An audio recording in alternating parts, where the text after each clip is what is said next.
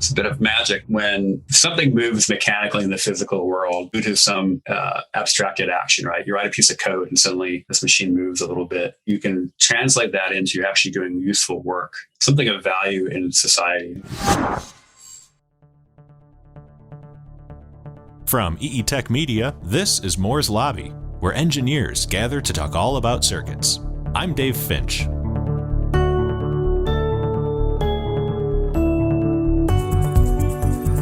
Today in the lobby, Dr. Aaron Edsinger, co-founder and CEO of Hello Robot and former robotics director at Google.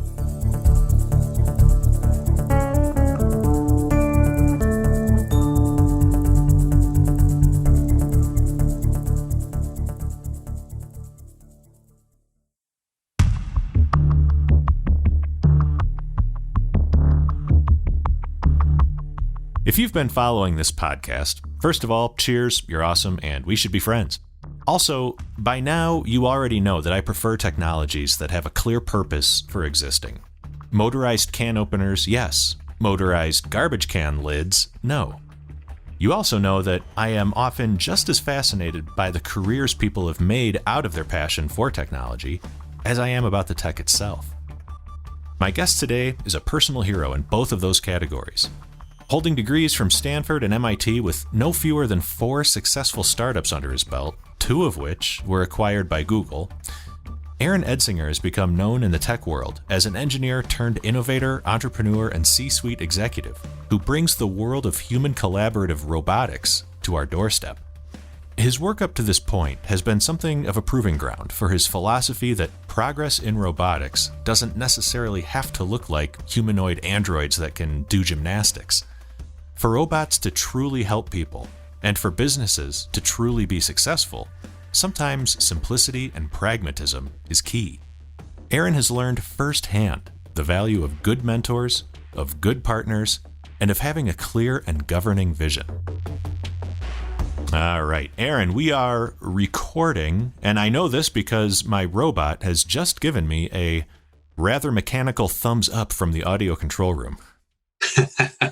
I'm kidding, of course. I suck at robots. And that's where I'd like to begin our discussion today, is with an admission that while I technically own 2 robots, I am not at all qualified to operate them. One is a Roomba vacuum that I somehow broke during a regrettable gutter cleaning experiment that my wife insisted would end horribly. She was right. Yep. And the other robot is actually a kit that I bought for my kids to teach them how to build robots and how to write simple bare metal code. I fiddled with this thing for like a month and a half, and I could not get it working properly. So what I'm getting at here is, before we begin our interview, I'm wondering if you could marshal for me your MIT resources to help me get this children's toy booted up. Okay. Well, first off, let me just say, I've bought one of these robot kits for my son, and I struggled to put it together and get it to work. Oh, don't say it. This does not bode well for me. I think maybe we're buying the wrong robot kits. I know some of them are very good now, but well, into the trash it goes. Now you've had an amazing career, not just being involved in robotics, but in really helping to shape both the art and the science of robotics. What was your entry point into this constellation of technologies?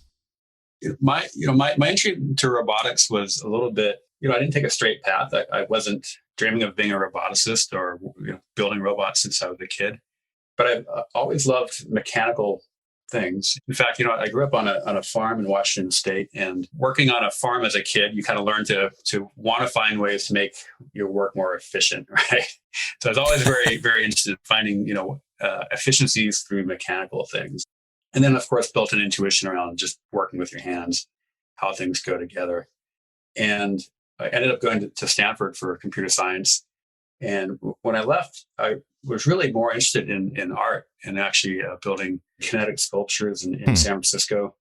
And, kind of drawing on my experience in building things and a little bit of my, engineering background from Stanford, that kind of got me interested in how mechanical things can relate to people, because in the sculptures that we were doing, they were interactive. We even staged performances. And so I had this idea about mechanisms and people in this sort of synergistic relationship, right? And it was more in the artistic space. But at one point I said, well, if I'm ever going to go to grad school, I should apply now.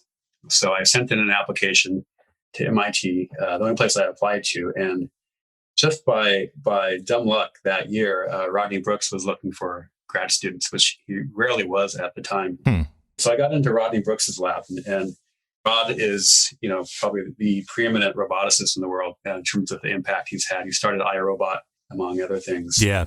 At MIT, there was this kind of wonderful fusion between my interest in sort of the human kind of aspect of technology and, Rod's sort of philosophies about how robots should be built. And those kind of came together and with,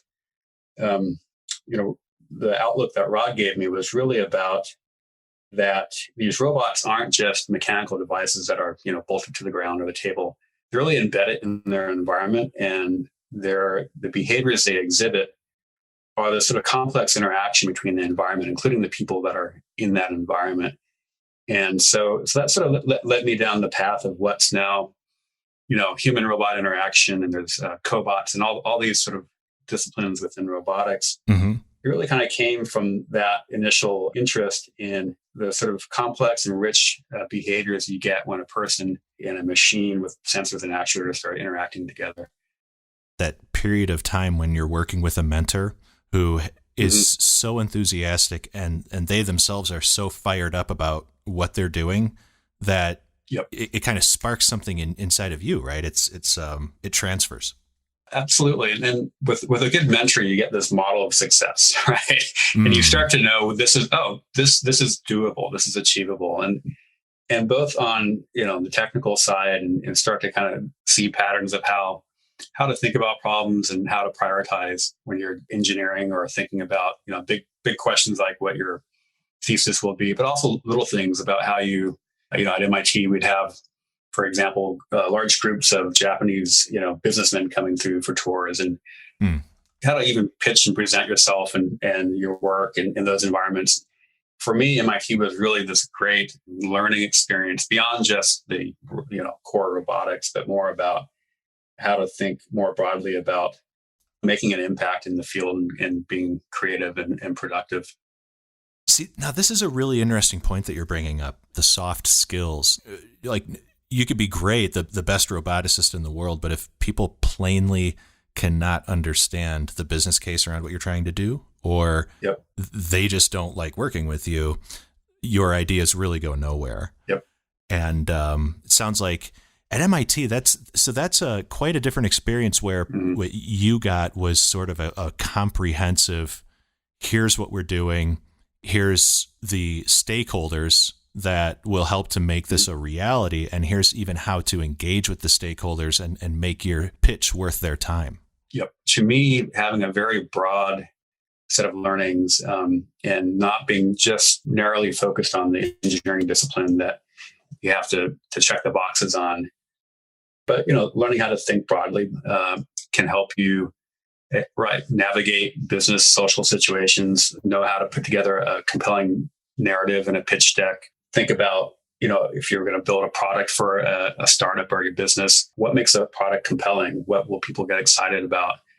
Over the course of my career, I've gotten to play in everything from industrial design to product management to, electrical engineering, hardware engineering, software. Being able to kind of stitch those together and think about the whole program it might take to build a business. Part of my career and the success has been having that sort of breadth of interests and experiences. You mentioned growing up on a farm. So I grew up on a farm in northern Illinois. I was always fortunate that we weren't on a dairy farm because the dairy operations are so hands-on, like no pun intended. Yeah. You're constantly with the cattle. And my dad was a small farming enterprise. He wasn't a big factory farm, operator. Yeah. And so any kind of operational efficiencies pay dividends. So it seems like you also saw use cases just growing up and having your hands on things and realizing like, man, I carry the same bucket to the same feed trough every morning. Yep. These repeatable tasks have to go. Yeah. I think that's true. I think for me that there was always this bit of magic, and even still, when a motor turns, right? Yeah. Something moves mechanically in the physical world due to some abstracted action, right? You write a piece of code and suddenly this machine moves a little bit, and then you can translate that into actually doing useful work or something of value in society. So to me, that's still somewhat magical that, I can be writing some code that gets turned into electrons flowing, turns into the motor moving, turns into the robot picking something up and handing it to me. To me, it's fascinating. And it's also, personally, I'm not a big technologist. I don't have a lot of technology in my life outside of work. But I do believe technology should have a limited role, but it should be a very positive role in society. And so, I'm trying to find ways that robots can really find that potential. And that's sort of where I think our work is going now. This segment of Moore's Lobby is brought to you by CUI. CUI Inc., a Bell Group company, is here to deliver power when you need it. As a leading provider of AC to DC and DC to DC power supplies, CUI is dedicated to offering choice, reliability, and ease of access to their products and first-class service. Their goal is to assist you during your design process and provide the right power supplies for your consumer, IoT, medical, and industrial designs. CUI Inc. products and resources can be found through their diverse distribution network or at CUI.com.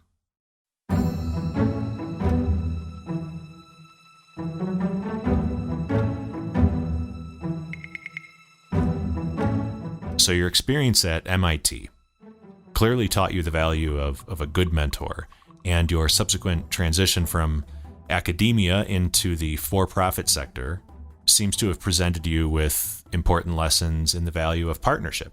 In fact, as a grad student at MIT, that's where you met Charlie Kemp. Yes, my current co-founder. We were lab mates in Rodney Brooks's group. Tell me a little bit about Charlie. Were you kind of peas in a pod when you first met? Well, I didn't see a lot of, I was at MIT for about 8 years, I think. And at that time, I was probably about a year and a half, 2 years from finishing up. And I built this full upper body humanoid. And that's a story unto itself. But I had this really amazing machine that I'd built, kind of unique in the world. And I was still struggling to figure out, what am I really going to do with it? What's the dissertation about? And Charlie just happened to be around a lot at that point and had lots of great ideas. And we kind of naturally fell into a collaboration that went from 0 to 60 very quickly. And so we started working together. And he sort of took on more of the kind of the higher level software capabilities role with the humanoid, and I did a lot of the lower level mechatronics and controls type of work. But we started publishing papers together, won some awards with the work, and started what's now been a 20-year collaboration. Charlie, he left and became a professor at Georgia Tech. I left and started a couple of robotics companies, and then landed at Google, and then we kind of reconnected. There's something about having a partnership where you can work very intuitively, quickly. You're on the same page. You don't have to explain things, and in robotics, there's so many perspectives and so many ways to go about things. Even if you're all solving the same problem, there's just different philosophies and approaches. And because we both came out of kind of the Rodney Brooks kind of school of thinking and really kind of ascribed to that, it was very natural and intuitive for us to collaborate because we didn't have to challenge all the assumptions and the path that we were going on. It was just very, very easy. Mm-hmm. You went off and started a couple. I like how you said you went off and started a couple companies. The less humble version of that statement is I went off and started 2 important robotics companies that were both acquired by Google. Well, first, the company I started right out of grad school was Mechatronics, and we were building robot arms, upper torso humanoids. We branched into legs a little bit. We did hands, but these were research platforms that we sold to universities around the world. And when I was wrapping up at MIT and trying to figure out what to do next, academia didn't seem like a good path for me. I couldn't imagine working at just a normal job. And Rod encouraged me to start something. And most everyone else said, "Well, that seems pretty nuts." There weren't really any robot startups as models at the time, and particularly in hardware. People thought I'd be crazy to start a robot hardware company at the time.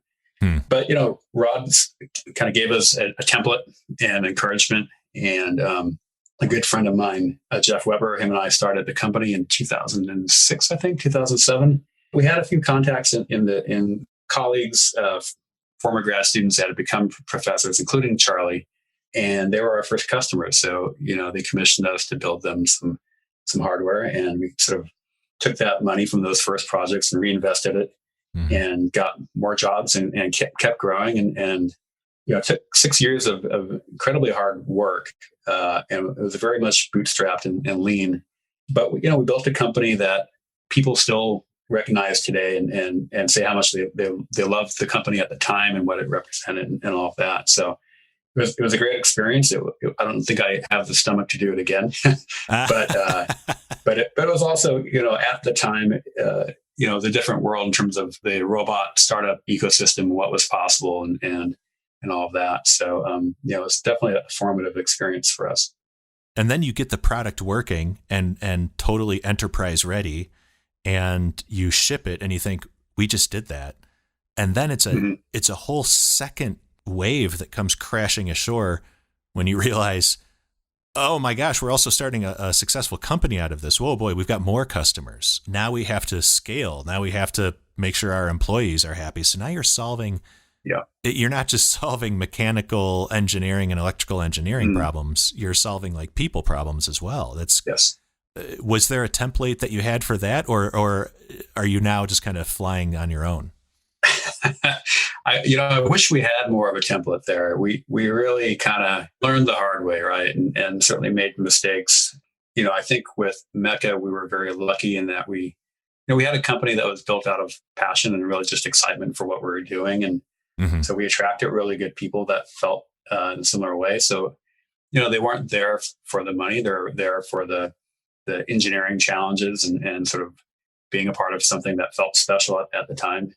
And that's sort of the best way to grow companies. You plant the right seed and then you kind of grow it out from there. You plant the wrong seed initially and then you can never get back on course. Right. No, certainly that aspect was hard-won lessons. And all the way through my time at Google, just learning about what makes a great organization. How do you organize? How do you lead that? Still very much a learning process for me. Did you ever, I find that when I'm trying to accomplish something much bigger than what I realized it was going to be, it always helps when I can unload to my friends or to my wife and say like, I don't know, what was I thinking? Why did I think that I could possibly do this? Have you had kind of close people in your life who you're able to say that, or do you just have a different head for taking on these big challenges? Well, I think to me, the key is having a good partner, right? Because there's always doubts. And if you're left alone with your doubts, it can become very hard to just keep charging ahead. Yes. And so a great co-founder, if you're going to start it, I think it's just essential for me at least, and how I operate. So with each of my companies, I've been fortunate to have that. And with our current company, Hello Robot, with Charlie, there's a really kind of great technical synergy, right? Where he does more of capabilities, call it AI level of things, and I do more on the hardware side. Finding that partner is, I think, and also it can help you get through those moments when you question everything, because It's natural to do that. And I think any founder who's taking on something risky and challenging wakes up sometimes and says, what the heck am I doing? Am I nuts for trying this? Absolutely. I ask myself that 3 times a day. Hey, it's Dave again. This segment of our podcast is brought to you by Microchip. Microchip Technology Incorporated is a leading provider of smart, connected, and secure embedded control solutions.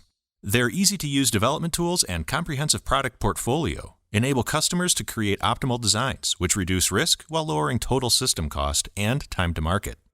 The company's solutions serve more than 120,000 customers across the industrial, automotive, consumer, aerospace and defense, communications, and computing markets. Headquartered in Chandler, Arizona, Microchip offers outstanding technical support along with dependable delivery and quality. For more info, go to microchip.com. I'm here with Dr. Aaron Edsinger, CEO and co-founder of Hello Robot. If you're not familiar with it yet, Hello Robot's Stretch Robot is an exquisitely simple, autonomy-ready mobile manipulator. It's got a telescoping arm. It goes up and down. It drives itself around. It can place its gripper anywhere you need it to in your house to pick stuff up, deliver it, etc. And the simplicity of this robot is what makes it a game changer. It's not at all by accident. In fact, simplicity has been Aaron and Charlie's North Star, the unchanging vision that sets Hello Robot apart from the rest of the industry. Mm-hmm. And let's see, I'm reading a quote here. He said, robots should help people live better lives. In the future, we believe mobile manipulators will enhance the lives of older adults, people with disabilities, caregivers. We are working to build a bridge to this future. Mm-hmm. When I read into this quote, the possibilities that I see are things like helping individuals to age at home longer, maybe before they need to go into an assistive care facility. That's obviously one use case of many, but it's certainly, I think it's part of our long-term vision of where we want to go with the company. And at the same time, and when we started, I think we believed we would get there much more directly. And our initial kind of pitch and development was really around kind of respite for caregivers in these situations, and allowing family members who are remote, maybe from their older parents, to help participate in the care. And we still very much believe in that vision, and the work we're doing is all leading there. We've also, by necessity, we're very pragmatic, right? So we're not, we haven't taken a large amount of venture funding to kind of go fast and build out a consumer product that's going to solve that problem, because we recognize where the technology is at and how long it's going to take, both for the technology to get there, for the market to get there. So it's when you look at that longer term, kind of the time constant to get to this vision of, assisting for aging in place, for example, the time constant doesn't really match that of traditional venture-based investment. So we're taking a strategy which is really building a hardware platform that is able to do these types of tasks, and findings that can build on top of it. What we're trying to do is build a company that will last. And by getting product out in the world, shipping robots, learning from that, folding those learnings back into the product in a highly iterative process. And over time, it will become more and more viable for this robot to be in a home providing assistance. And even today, we are doing some projects. Microsoft has a robot, and they have a employee who has cerebral palsy and is able to program just with his toes. Uh-huh. He was able to get their voice stack onto the robot, and through a hackathon with some other engineers, they were able to get the robot to go and fetch himself a glass of water. Amazing. And so there's these really inspiring projects that are happening, but they are still in the space of research, right? And so we're being careful about how do we develop the company and the product to land in that place at the right time. But right now, a lot of that is in the research space. If you see the robot, if you go to hellorobot.com, people can see it, and you'll see it and you say, well, that doesn't look like a traditional robot. It doesn't look like a humanoid. You don't recognize the arm. And because we thought about from the ground up, what does it take to be a useful robot at home, to be able to reach the places that matter? And so what came out of that is a very different looking robot, because we thought about it just from the first principles of the problem. And I think on the business side, we're trying to do something similar, right? Rather than just assuming, well, we need to pitch and raise venture and get to scale quickly. It's really thinking about the landscape that we're in and where the market is at, and what people will pay for. and right. To me, it's a testament to the company as much as the product, the fact that have a successful product that's selling and we're able to build and grow the company based on sales. Because, it's one thing to get someone to write you a check to invest in the company. It's another thing to get someone to write you a check to buy your product and to love the product. And so that's been great for us since we launched, just to see that we do have a product that people really like. And now we've got the momentum and sort of the organization to reinvest and keep growing the company. Yeah. I was checking out one of the products, the Stretch Research Edition. Mm-hmm. And one of the things that drew me to it was in the description on the webpage. You scroll down a little ways, and in the description it says supports Python, supported by open source hardware and software. So how, when you describe the importance of getting the product into the world, it's not going to be perfect on the first out. So let's do this in an iterative fashion and make continual improvements based on use cases, based on data and what we're seeing. One of the ways that can be accelerated is through open source hardware and software. But there are also price tags that come with that. There are certain gotchas and maybe some downsides to having everything open source. What's your opinion on the role of open source communities in developing the next generation of practical enterprise grade robots and cobots? It's a good question. One thing is, I spent nearly 4 years at Google, which, while they use lots of open source, they also pride themselves on writing great code and doing a lot of internal development as well, right? And as a startup, we don't have the option to have a team of 30 great software engineers writing code. So we kind of have to pull down the building blocks out of the open source community. I think it's still an open question about how much the open source software can really become enterprise grade. Mm-hmm. But from what I've been hearing, there's a lot of actually surprising level of open source software, things like ROS, the robot operating system, running on enterprise grade systems today, right? That are deployed in e-commerce automation, things like that. Mm-hmm. And that's getting better and better. And I think there's a lot of investment.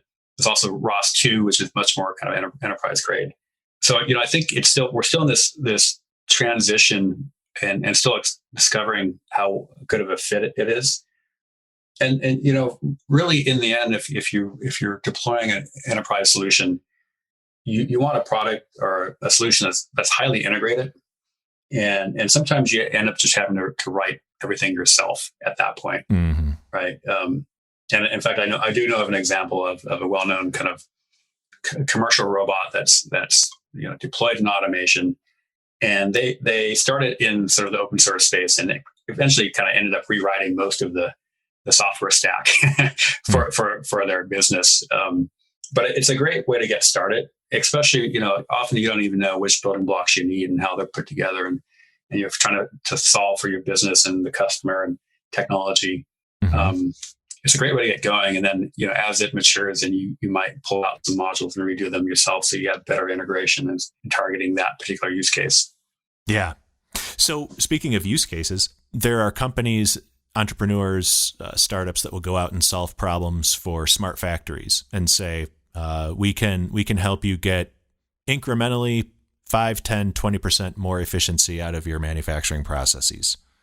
There are companies that go out and build, drones that will, take down entire troops of an army, with one pass. Right. What Hello Robot was founded on was, let's improve quality of life for individuals. Mm-hmm. What adoption are you seeing of your technology? Like what areas are adopting this, and what is your urgency? Like, where do you really want to see it going sooner rather than later? Interesting question. First, when we launched Stretch back in July, Stretch the robot, mm-hmm. We weren't sure if we had an interesting product, if people would even understand it. Right? Okay. They might scratch their head and say, well, that's a strange robot. What is it for? What is it good for? And we've seen contrary to that, we've seen kind of great response. Actually, some people really get it, right? In that it's in the simplicity of it and the capability and the portability and all these sort of things that align. It clicks, some light bulbs go off with certain people who have been kind of thinking about this space. And in fact, about half of our sales are through to commercial corporate rather than just academic, which we did not expect at all. And this is the beauty of getting a product out and iterating in the market is you learn about these use cases. So, we've seen just a wide range on the commercial side, warehouse, e-commerce, retail, hospitals. And then on the academic side, we have traditional kind of robotics, machine learning work that's happening with it. And actually, we've had really great traction in the assistive robotics space, which really is our core longer-term mission. And we did deliberately try and build some traction in that community because it was important to us. And so on the academic side, these use cases that really are leveraging this sort of human-robot interaction and exploring ways that the robot can be assistive. We've got another project with Robots for Humanity this spring and summer, where Henry Evans, who's a quadriplegic man, will have the Stretch at his house, and we'll be looking at ways that he can operate Stretch just to help himself do simple things. Stretch it's a very general purpose robot by design. And the phase that we're in right now is really kind of absorbing these learnings as much as we can so we can fold them into the next iteration of the product. And again, it speaks to your governing philosophy that seems to have driven your whole career, which is we're doing this for people. So let's get information from the people, figure out what they really want, instead of coming up with like some ridiculous notion and shoving it down their throats and saying, this is what we're producing, this is what you're going to buy. Yeah. One thing from my time at Google that, one of the frustrations and why I preferred the startup life is it's very hard as Google to actually just put a product out there and see how people respond, right? I mean, particularly a hardware product like a robot. And so you end up kind of boiling the ocean behind closed doors. You don't really know what you have, and you never get that feedback loop.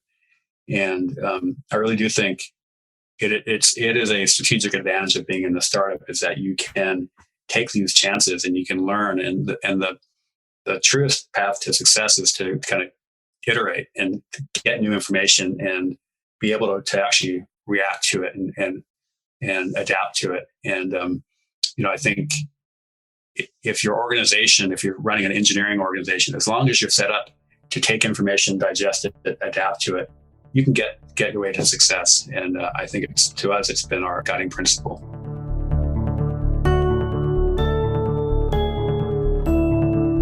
Man, I want to thank Dr. Aaron Edsinger. Be sure to subscribe to Moore's Lobby on any of the major podcast platforms, including Apple, Spotify, Google Podcasts, and others, to enjoy new episodes every 2 weeks with industry experts from world-renowned companies who join us to chat about leading-edge technology and engineering topics. You can also follow us and catch prior episodes on allaboutscircuits.com. Thanks for listening.